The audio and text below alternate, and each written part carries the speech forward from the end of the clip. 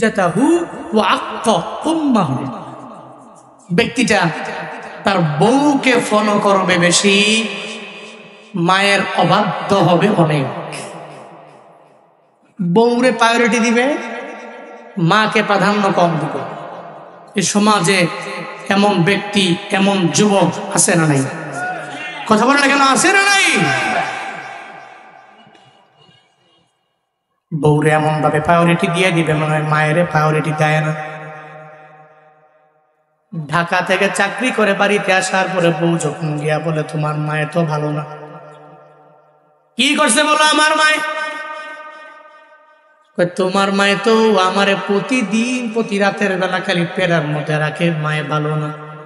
আর গ্রামের বাড়িতে থাকতে পারবো না, আমার শহরের মধ্যে বাড়ি কইরা নিয়ে যাও, এটা বাসা ভাড়া নেও, ওই বাসা ভাড়া কইরা আমারে নিয়ে যাও। বউয়ের কথা শোনার পরে একবারও মায়ের কাছে গিয়া বলে না, ও মা গো, কেন আমার তোমার পুত্রবধূটা কেন তোমার ব্যাপারে এটা বলে? একবারও মায়ের কাছে না বইলা বরং বউয়ের কথা শুই না মায়ের মনের মধ্যে আঘাত দেয়। ঢাকার শহরে আরামে বাড়ি কইরা গাড়ি কইরা ঘুমায়, মায়ের খবর নেয় না। এমন যুবক সমাজে আছে না না?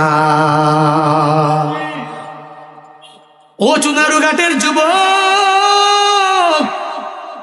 জীবনে উন্নতি করতে হলে মায়ের দোয়ার কোনো বিকল্প নাই। তুমি যদি মনে করো জীবনে উন্নতি সাধন করবা, তাহলে মায়ের দোয়ার কোনো বিকল্প নাই, তোমার বাবার দোয়ার কোনো বিকল্প নাই। দুনিয়াতে যারা দামি হয়ে গেল এরা মা বাবার দোয়ার মাধ্যমে হয়ে গেল। বড় বড় মনীষী দেখবা ব্যাকগ্রাউন্ডে মা বাবার দোয়ার মাধ্যমে হয়ে গেল। অনেক বড় টাকাওয়ালা এরা তো মা বাবার দোয়ার মাধ্যমে হয়ে গেল। কিন্তু যতই বারবার হুজুরে বয়ান করে মা বাবার বয়ান, এরপরেও মা বাবার সাথে কেন যেন গালি দিয়া কথা বলে, একটু ধমক দিয়া কথা বলে। মনে রাখবা, যেদিন মা বাবা দুনিয়া থেকে বিদায় নিয়ে চলে যাবে, ওদিন তুমি চোখের পানি ফেলায় কান্না করবা, আর মনে মনে ভাববা কেমন একটা বৃক্ষ হারাইলাম, এই বৃক্ষটাকে হারানোর পরে হারে হারে টের বাবারে বান্দা, যেই বৃক্ষ তোমারে ফলও দিতে পারে না, কিন্তু বৃক্ষ তো একটু ছায়া দিতে পারে, উপরে ফালাইও না। যেদিন মারা যাবে ওদিন ওই বৃক্ষের জন্য চোখের পানি ফেলায় ফেলায় কান্না করলেও লাভ নাই। এজন্য থাকতে বাবা দাম দিও, থাকতে মা বাবারে কদর করিও। বউয়ের কথা শুনবা, তবে মায়ের মনের মধ্যে আঘাত দিয়া বউয়ের কথা শোনা যাবে না। যেদিন দুনিয়া থেকে বিদায় নেয় ওদিন দেখবা চোখের পানি ফেলায় কেমনে কান্না করবা। এই যে বাড়িতে যাও, বাড়িতে যাওয়ার পরে যারা মায়েরে পায় না, বাবারে পায় না, মনে রাখবা দুনিয়ার সব আছে মানে মায়ে নাই। মনে হয় যেন আমার ঘরের মধ্যে আমার কিচ্ছু নাই, দুনিয়ার সমস্ত সম্পত্তি আছে কিন্তু বাবা নাই। দেখবেন মনে হয় গড়ের মধ্যে যাওয়ার পরে আমার কিচ্ছু নাই, আমি সব হারায়া ফেললাম। না রে বাবা, এজন্য থাকতে পরিপূর্ণ দাম দিও। আমি প্রায় জায়গায় গেলে বলি, এই ব্রাহ্মণবাড়িয়া জেলার মধ্যে চাকরি করে অনেকটা আমি একজন অফিসার, বাড়ি হলো সিরাজগঞ্জ জেলা, ওই জেলার মধ্যে বাড়ি কিন্তু কাজ করে ব্রাহ্মণবাড়িয়ায়। মাসে গেলে 2-3 লাখ 4 লাখ টাকা ইনকাম করতে পারে। একদিন আমার টেলিফোন করে বলে, হুজুর আমার মাও নাই, আমার বাবাও দুনিয়ায় নাই, আপনার মা বাবার বয়ান শুই না আমি চোখের পানি ফেলায় কত রাতের বেলা কান্না করলাম। আজকে আমি মনে মনে ভাবলাম আপনারে টেলিফোন কইরা কিছু কথা আমি আমার মা বাবার ব্যাপারে বলব। আল্লাহ আমারে টাকার মালিক বানিয়েছি, আল্লাহ আমারে গাড়ির মালিক বানিয়েছে, বড় দামি দামি ফ্ল্যাটের মালিক আল্লাহ বানাইল, কিন্তু আমার কপাল বড় খারাপ। আমি বাড়িতে যাওয়ার পরে আমার মায়ের আদর আমি পাই না, আমি বাড়িতে যাওয়ার পরে আমার বাবার আদর বিন্দু মাত্র পরিমাণ আমি পাই না। ওই যুবক আমারে বলতে লাগলো, আমি বললাম কি কাহিনী জানাও। আমারে বলতে লাগলো, হুজুর আমি ছোটবেলায় যখন আমার বাবারে হারায় ফেললাম, 6 বছর বয়সে আমার বাবা আমারে দুনিয়া থেকে বিদায় দিয়া চলে গেল। আমার মা আমার জন্য এত পরিমাণে আশেকা, আমার মা আমার জন্য এত পরিমাণে পাগল। 6 বছর বয়সে আমার বাবাই যখন দুনিয়া থেকে বিদায় নেন, আমার মায় মনে মনে ভাবে অন্য একটা স্বামীর ঘরের মধ্যে গেলে আমি আরামে থাকতে পারবো, শান্তিতে থাকতে পারবো, আমার জীবনটা বড্ড সুন্দর হয়ে যাবে। কিন্তু মায় মনে মনে ভাবে সন্তানের তো জীবন শেষ হয়ে যাবে, তার মাও থাকবে না, বাবাও থাকবে না। আমার মায় অন্যের বাড়ি কাজ করে করে কষ্ট কইরা কইরা আমার স্কুলের মধ্যে পড়াইলো, আমারে কলেজে পড়াইলো, আমারে ভার্সিটির মধ্যে আমার মায় আমারে পড়াইলো।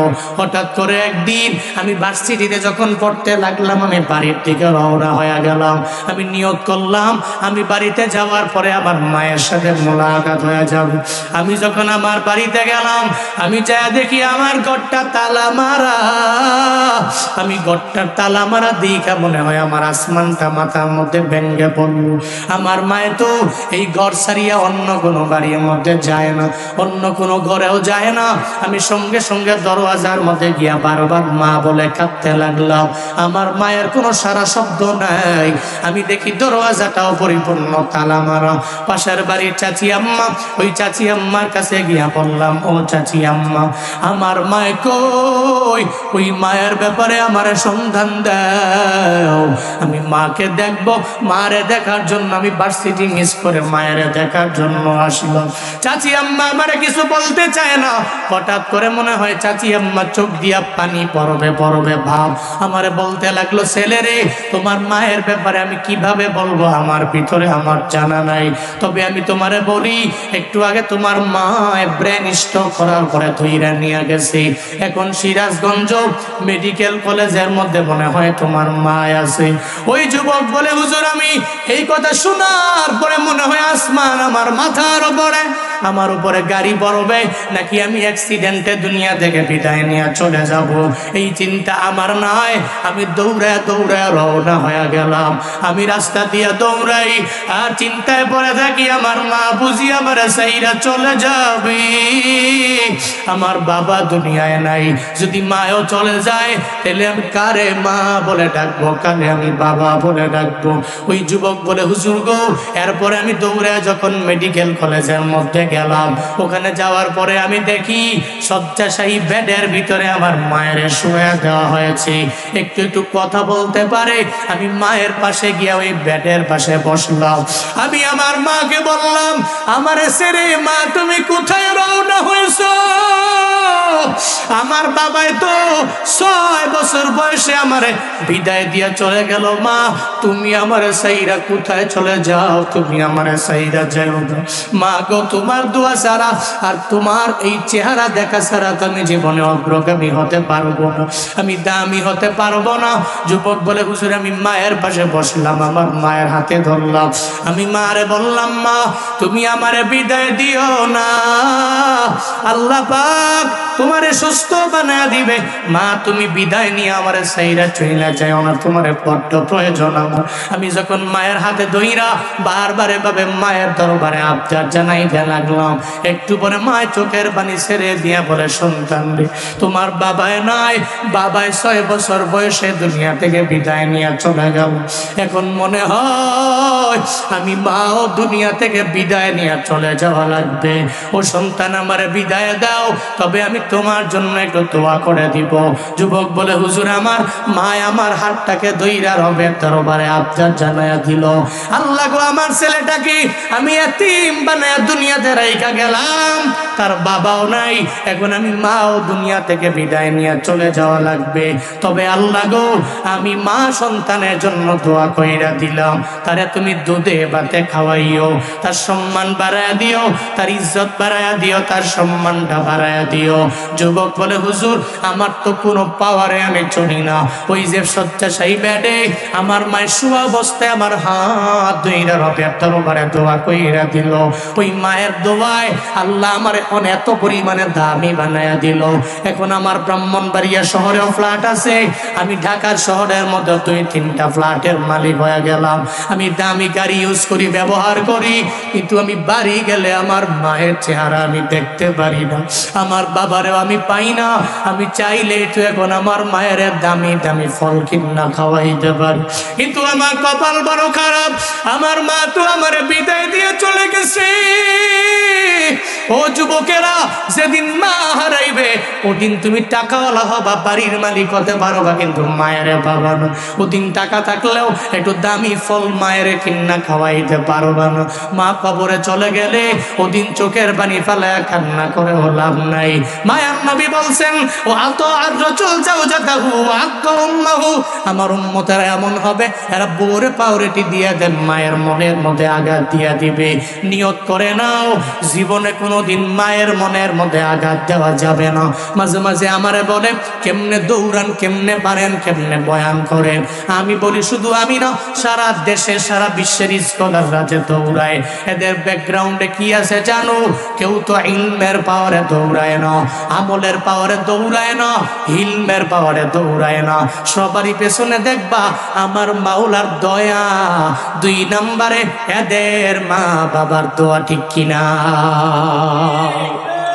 মানুষ মাঝে মাঝে বলে, ওদিনও চাপাই প্রোগ্রামে একদিনের সফরে চাপাই গেছে, আনশিডিউল প্রোগ্রাম চাপাই, তো ওখানে ভোলাহাটে প্রতি বছর যাই, মাদ্রাসার হুজুররা দর্শে যাইতে হবে। তা আমি রওনা হলাম। রাজশাহীতে বন্ধু বান্ধবরা আছেন, রাজশাহীর বন্ধু বান্ধবরা বলতেছে, বন্ধু আমরা তো মনে করছি তুমি চাপাই যেহেতু আসছো অন্তত পক্ষে 2-3 দিন তো থাকবেই, কারণ এত দূরে আইছো কেমনি সফর করে যাইবা? আমরা তো একদিন ঢাকায় গেলে 2 দিন ঘুমাই, 2 দিন ঘুমাই এরপরে ঢাকা থেকে আবার ফিরি, আমরা পারি না। তো আমি মনে করছি কি, আমরা মনে করছি তুমি আমাদের সময় টময় দিবা, রাজশাহী সিটি সুন্দর, একটু ঘুরবো। আমি কইলাম যে আজকে চাপাই, কালকে বয়ান তো মুন্সিগঞ্জে। বন্ধু কেমনে পারো? আমি কই আমার কোনো কামালিয়াত নাই, কোনো পুঁজি নাই, শক্তি নাই, তোমার চাইতে আমি বেশি খাই এমন না, তোমার সাথে আমি দামি, তোমার চাইতে দামি খাবার খাই এমনও না, আমি তোমার চাইতে আরো বেশি পাওয়ারফুল ম্যান এমন নয়, আমি আমার রবের দয়ায় দৌড়াই, আমার পিতা মাতা তাহাজ্জুদের নামাজের দোয়ার পাওয়ারে দৌড়াই। পৃথিবীর ইতিহাসে যারা কামিয়াব হয়ে গেছে মনে রাখবেন, এদের ব্যাকগ্রাউন্ডে আমার রবের দয়া, 2 নম্বরে মা বাবার দয়া। জীবনে কোনোদিন বউয়ের কথা শুই না মায়ের মনে আঘাত দেওয়া যাবে? যাবে যাবে যাবে। বউ বউর জায়গায় থাকবে, শাশুড়ি শাশুড়ির জায়গায় থাকবে, শ্বশুর শ্বশুরের জায়গায় থাকবে, শ্যালক শ্যালকের জায়গায়, আপনার মা আপনার মায়ের স্থানে, আপনার বাবা আপনার বাবার স্থানে। আল্লাহ পাক আপনাকে আকল নামক আদালত দিয়েছেন, আপনি বিবেক খাটাবেন, যাকে যেই স্থানে রাখার প্রত্যেককে তার স্ব স্থানে রাখবেন। আল্লাহ তৌফিক দান করেন। জোরে পড়েন আমিন।